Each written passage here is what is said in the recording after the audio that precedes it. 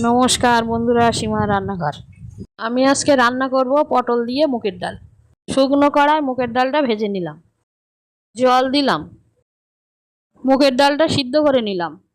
কড়ায় সর্ষের তেল দিলাম, পটলগুলো তেলে দিলাম, পটলগুলো লাল লাল করে ভেজে তুলে নিলাম। শুকনো লঙ্কা তেজপাতা দিলাম, পাঁচফোড়ন দিলাম, কুচানো পেঁয়াজ রসুন দিলাম, টমেটো দিলাম, লবণ দিলাম, লঙ্কার গুঁড়ো দিলাম, আদা বাটা দিলাম, জিরের গুঁড়ো দিলাম, চিনি দিলাম, চার মগজ আর সাদা তিল বাটা দিলাম। মশলাটা কষে নিলাম। আগে থেকে সিদ্ধ করা ডালটা দিয়ে দিলাম, জল দিলাম, হলুদ দিলাম। ফুটে উঠলে পটলগুলো দিয়ে দিলাম, গরম মশলা দিলাম, ঘি দিলাম, ছানা দিলাম। আরও কিছুক্ষণ ফুটিয়ে নামিয়ে দিলাম। আমার রান্নাটা ভালো লাগলে লাইক, সাবস্ক্রাইব, কমেন্ট, শেয়ার করুন।